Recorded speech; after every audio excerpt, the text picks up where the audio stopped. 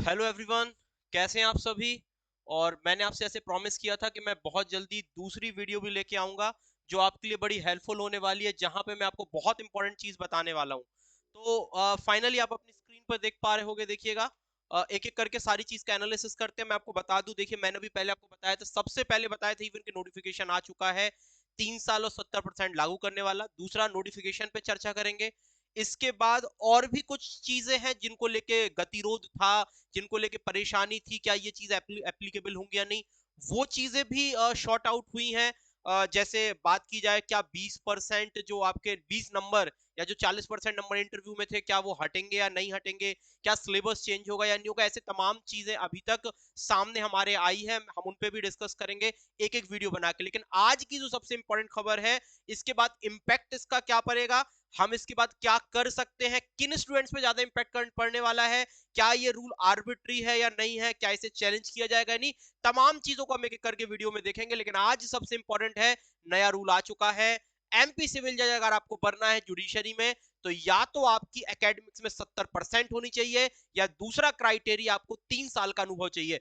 Breaking news, MP civil जज, ठीक है, को लेके बहुत बड़ी खबर है। और खबर क्या है कि एमपी सिविल जज है वो बिग न्यूज है, 3 साल की प्रैक्टिस जरूरी कर दी है। और इसके साथ साथ एक विकल्प भी जोड़ा है। सबसे पहले आते हैं नोटिफिकेशन की तरफ, जो मैंने आपसे कहा था। सबसे पहले देखिए, मध्य प्रदेश राज्यपद के में ये प्रकाशित हुआ, मध्य प्रदेश के ऑफिशियल गजट में। और ये तारीख है शुक्रवार, मतलब 23 जून को, मतलब ये कल का नोटिफिकेशन आज निकाला गया है। अब देखिएगा, इसमें बहुत सारे रूल, बहुत सारी चीजें आती हैं। हम मेन मेन चीज पढ़ते हैं जो हमारे काम की है। चलिए देखिएगा, यहां से आप, अगर आप देख पा रहे होगे, देखिए ये फर्स्ट रूल से देखोगे ना, यहां से, तो ये विधि और विधायी कार्य विभाग, मतलब जो आपका लॉ एंड जस्टिस डिपार्टमेंट होता है, उसने 22 जून को ये नोटिफिकेशन निकाल दिया है। और इसके तहत भारत के संविधान 309, जो भी आपके पोस्ट होती है गवर्नमेंट के प्लेजर के अधीन होती है, ठीक है। और आर्टिकल 234, जिसमें आपकी रिक्रूटमेंट वगैरह के संबंध में बात की गई, इसमें संशोधन अर्थात इसमें अमेंडमेंट किए गए हैं। अब बहुत सारे अधिकारी के बारे में बहुत सारी चीजें बताई है, लेकिन हम मेन अपने पॉइंट की तरफ चलते हैं जो हमें देखना है। इसके बारे में आपको इंपैक्ट भी बताऊंगा क्या होने वाला है।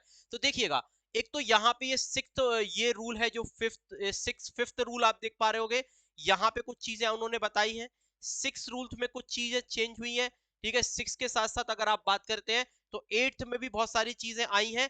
लेकिन हमें आज बात करनी है केवल एक रूल के बारे में, दैट इज रूल नंबर 7, ठीक है। अब आप रूल नंबर 7 की तरफ आएंगे, ठीक है। रूल नंबर 7 जो सबसे इंपॉर्टेंट होने वाला है, ठीक है। रूल नंबर 7, अभी थोड़ा सा हम ऊपर निहरताओं में एलिजिबिलिटी पे आते हैं, ठीक है। क्या एलिजिबिलिटी है, क्या क्या चीजें डाली गई हैं, सबसे पहले आ जाते हैं ये आपका पात्रता 7। चलिए बहुत अच्छे से देखिएगा।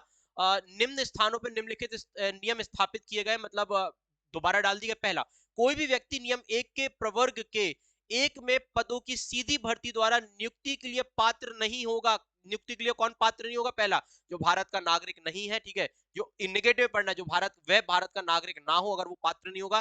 तमाम चीजें ये थी। एज, मेन मेन पॉइंट देखते आइएगा। एज क्या चाहिए भाई? अगर एमपीसीजे को लेके बहुत सारे लोगों के मन में डाउट था क्या एज में कुछ चेंज होगा, तो पहली बात, एज में कोई भी चेंज नहीं हुआ है, तो एज में आ जाइए। एज आपका क्या रखा गया? 21 साल से लेके आपका 35 साल तक। ये जर्नल है, फिर आपकी कैटेगरी वाइज आपको ये क्या कर सकते हैं, और अलग अलग जाएंगे, ठीक है। इसमें एससी एसटी को लेके 3 साल का इसमें देगा, तो एससी एसटी और ओबीसी को 38 आपने कर दीजिएगा। इसके साथ साथ अगर कोई व्यक्ति शासकीय सेवा में है, गवर्नमेंट एम्प्लॉय है, वहां पे 38 है। इसके साथ मध्य प्रदेश की न्यायिक सेवा भर्ती में 1 वर्ष से अनधिक तक नहीं होगा, ठीक है। नहीं है तो अभ्यर्थी उच्चतम आयु सीमा के समुची संघ एक में संग्लिष्ट को छोड़ दीजिएगा। अब मेन आ जाते हैं अब यहाँ पे, ठीक है। अब देखिएगा, यदि ठीक है, यहाँ पे देखिएगा, परंतु आवेदक प्रस्तुत करने के लिए नियत अंतिम तारीख को कम से कम 3 वर्ष की ठीक है, 3 वर्ष तक अधिवक्ता के रूप में लगातार विधि व्यवसाय किया हो। मतलब सबसे इंपॉर्टेंट खबर है कि अगर आपको एलिजिबल होना है एमपीसीजे के लिए, तो जो जो क्राइटेरिया है वो तो ठीक है। सबसे इंपॉर्टेंट क्राइटेरिया है कि आपको 3 वर्ष तक लगातार प्रैक्टिस होनी चाहिए। आपको जिस दिन आप नोटिफिकेशन डाल रहे हो, समझो नोटिफिकेशन आज का है, तो आज से आप 3 साल कम से कम आपके पास प्रैक्टिस का सर्टिफिकेट होना चाहिए। लेकिन इसको थोड़ा सा रिलैक्स करने के लिए एक और क्राइटेरिया जोड़ा गया है, वो है कि 3 साल या 5 साल की अगर आपने एलएलबी की है, तो अगर आपके 70% भी हैं, ठीक है, अगर आपके 3 इयर्स एलएलबी या ऑनर्स में 70% है, तो आपको यहां पर भी छूट, आप तो भी क्या कर सकते हैं, लिखिएगा। तो साधारण विधि स्नातक सामान्य अन्य पिछड़ा वर्ग की दशा में क्या होगा, ये कुल मिला के 70, मतलब आपको जनरल और ओबीसी 70%, और अगर आप SC ST कैटेगरी से बिलोंग करते हो तो ये 50% आपको होने चाहिए, ठीक है। इसके साथ साथ दिव्यांग की कैटेगरी में ये आपको थोड़ा सा अलग अलग चीज होंगी। इसमें कुछ चीजें और भी जोड़ी गई है, मैं आपको बता देता हूँ कि और अगर आपके क्या होता है, अगर आप फर्स्ट डिवीजन आई है वो तो ठीक है, इन केस अगर आपको, मैंने जैसे पूरा नोटिफिकेशन पढ़ा है, तो इन केस अगर आपको जैसे इंग्लिश में भी एक बार नोटिफिकेशन देख लेते हैं, वो आपके लिए थोड़ा सा इजी हो जाएगा, बहुत सारे बच्चे इंग्लिश मीडियम के भी होंगे तो आप लोग भी देख लीजिएगा, बाकी हम इसको और भी चर्चा करेंगे। यहाँ पे आ जाते हैं, ठीक है। ये 7th पॉइंट है एलिजिबिलिटी पर। तो एलिजिबिलिटी यहाँ तो ही रिकॉग्नाइज बैचलर डिग्री बोला है, बैचलर डिग्री यूनिवर्सिटी से हो और जो बार काउंसिल द्वारा रिकॉग्नाइज हो, ठीक है। लेकिन बोला है कि 3 साल का कंटिन्यूअसली आपको प्रैक्टिस चाहिए, ये तो जरूरी है। और इसके साथ साथ देख लीजिएगा, एन आउटस्टैंडिंग लॉ ग्रेजुएट, एक बहुत अच्छे आप आउटस्टैंडिंग ग्रेजुएट, आपका एकेडमिक्स में आपने पास किया, ऑल एग्जाम फर्स्ट डिवीजन से 70% आपने एग्रीगेट होना चाहिए, कम से कम हर में आपका 70% टोटल होना चाहिए। अगर आप ओबीसी और हो और जर्नल हो तो 70%, SC ST हो तो 50%, ठीक है। ये जो क्राइटेरिया ये थोड़ा सा अलग अलग है, डिस्क्वालीफाई किन आधारों पे हो जाओगे, मतलब इसमें डिस्क्वालिफिकेशन का एक आधार ये भी बताया गया है कि अगर आपको जैसे बैक वगैरह या एटी केटी आ जाती है, बहुत सारे लोगों को पता होगा जो सप्लीमेंट्री परीक्षा होती है, तो इस आधार पे भी आप क्या हो सकते हो, आपको ये एग्जाम देने नहीं मिलेगा। मतलब फिर देखिएगा, अगर आपकी एटी केटी आ रही है या आप 70 एटी केटी आती है, तो फिर 70% का क्राइटेरिया नहीं माना जाएगा, बल्कि आप फ्रेश रूप में 70, आपको क्या करना पड़ेगा, 70% आपको लाना पड़ेगा। देखिए दो तीन चीजें फिर से समझते हैं नोटिफिकेशन को आसान से। एमपी सीजे ने नई नोटिफिकेशन निकाली है जिसमें कहा है कि अगर अब आपको एमपी में सीजे बनना है तो आपको 21 से 35 साल की आयु का होना होगा। पहली चीज ये पहले से थी।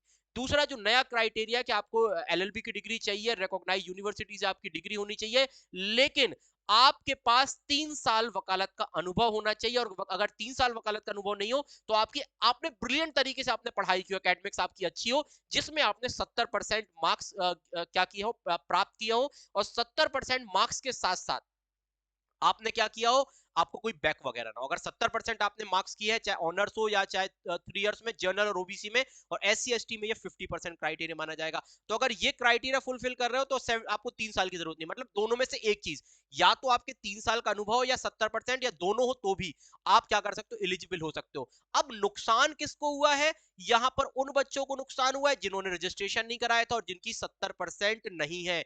अब मेनली जो बड़ी बड़ी यूनिवर्सिटीज है, एनएलयूआईज है, यहां पर 70% तो बड़ी मुश्किल से आते हैं। अब बहुत मेरे पास लगातार फोन और मैसेज आ रहे हैं, क्या ये डिसीजन आर्बिट्री है या नहीं है, तो मैं आपसे ये कहूंगा ये आपके ऊपर है, आप इसको चैलेंज भी कर सकते हो। ऐसा नहीं है कि ये पहली बार डिसीजन आया, 2-3 स्टेट में, जैसे तमिलनाडु या 2-3 आप स्टेट को देख लीजिएगा, ऐसे रूल और रेगुलेशन पहले भी आ चुके हैं जिनको चैलेंज किया गया था सुप्रीम कोर्ट में और बाद में इनको हटाया भी गया है। तो मेरे को लगता है कि बहुत से लोग इसको चैलेंज करेंगे। अब होगा चैलेंज या नहीं होगा वो आपके ऊपर है, आर्बिट्री है या नहीं है ये आपको डिसाइड करना है। लेकिन ये बात बिल्कुल सही है जिससे मैं इत्तेफाक रखता हूं, बहुत सारे जो छोटे छोटे कॉलेजेस होते हैं, जैसे मैं अपनी जिस जगह पे मैं बिलोंग करता हूं, छोटे छोटे कॉलेजेस हैं, यहां पर 70 और 80, 70-75% इजिली बच्चों को मिल जाती है। लेकिन एनएलयूआईज वगैरह पे अगर आप जाते हैं या बड़ी यूनिवर्सिटी जाते हैं, यहां पर 70% का क्राइटेरिया बड़ी मुश्किल से, या तो 65% में यूनिवर्सिटी टॉप होता है। तो खैर खबर बहुत बड़ी है, इसको लेके सोचिए, हम भी एनालिसिस कर रहे हैं इस खबर का, इसके क्या प्रभाव हो सकते हैं, क्या क्या हमें करना चाहिए। और इसके साथ साथ अगर आप हमसे अभी तक नहीं जुड़े हैं तो हमारे टेलीग्राम चैनल को जरूर देख लें, वहां पे आपको बहुत सारी अपडेट्स मिलती रहती है, मैं नोटिफिकेशन भी इसका डाल दूंगा वहां पे। हमारा टेलीग्राम चैनल देख लीजिएगा, @विधिक जागरूकता, ये हमारा टेलीग्राम चैनल है, ठीक है। विधिक जागरूकता, ये हमारे टेलीग्राम चैनल को आप जरूर देखें, डेफिनेटली आपको बड़ा हेल्पफुल होगा ये टेलीग्राम चैनल, ठीक है। और पिन भी कर दूंगा, अगर आपके कोई सजेशन है, आपको कुछ बताना हो तो बताइएगा। और इसके साथ साथ और भी बहुत सारी चीज आएंगी, मैं अभी इस चैनल पे वीडियोस बनाने वाला हूं कि एमपीसीजे की वैकेंसी कब आएगी, क्या कैसा होने वाला है। लेकिन अभी की सबसे बड़ी खबर तो यही है कि बहुत बड़ी न्यूज आ रही है एमपीसीजे एस्पिरेंट्स के लिए। वैकेंसीज के बारे में बाद में बताऊंगा कब आने वाली है, सिलेबस को लेके क्या होने वाला है, 20% नंबर को लेके क्या होने वाला है, ये तमाम वीडियो आएंगी। लेकिन आज की बड़ी न्यूज है, बहुत सारे लोग सदमे में हैं, ऐसे ऐसे बच्चों से बात हुई है जो 2-2 3-3 साल से लगातार इंटरव्यू दे रहे थे, लगातार 2-2 3, लेकिन उन्होंने रजिस्ट्रेशन नहीं कराया। एकेडमिक्स में भी उनके 60 किसी के परसेंट नंबर है, किसके 62% नंबर है, ऐसे बच्चे हैं। तो क्या इन्हें बाहर करना सही फैसला है या नहीं है, मुझे तो लगता है डेफिनेटली ये चीज चैलेंज होने वाली है सुप्रीम कोर्ट में। आप ये चीज तो मान के रखिए, मैं नहीं कह रहा हूं कि ये होगी, लेकिन मेरा विश्वास है कि जो मैंने सुना है या बच्चों ने जो बातें की है, डेफिनेटली ये चीज चैलेंज होने वाली है। फिर भी देखते हैं क्या होता है। आप लोग हमारे साथ जुड़े रहिए, अपडेट रहिए। अगर कोई न्यूज मिलती है पिटीशन से रिलेटेड, अगर हमारे पास कोई न्यूज आती है, कोई चेंजिंग को लेके कोई न्यूज आती है, क्योंकि देखिए सरकार ने, हाई कोर्ट दोनों ने मिलकर क्या किया है, फैसला कर लिया है, गवर्नमेंट ने ऑफिशियल गजट में साइन कर दिए हैं, और अभी तो ये रूल बन गया। जब भी वैकेंसी आएगी तो ये क्राइटेरिया आपको सामने मिलने वाला है। खैर, अब इसमें अपन बहुत कुछ तो नहीं कर सकते, हम अकेले तो बहुत कुछ नहीं कर सकते। बाकी आप लोग हमसे, हमारे साथ जुड़े रहिए। मैंने आपको बताया हमारे टेलीग्राम चैनल वगैरह में जुड़े रहिए, जहां पे आपको हम बहुत सारी न्यूज देते रहेंगे। वीडियो अच्छी लगे तो वीडियो को लाइक करें, चैनल को सब्सक्राइब करें। ऐसे इंफॉर्मेटिव वीडियोस जो आपके लिए जरूरी है, सबसे पहले हम आपके लिए लाते रहेंगे।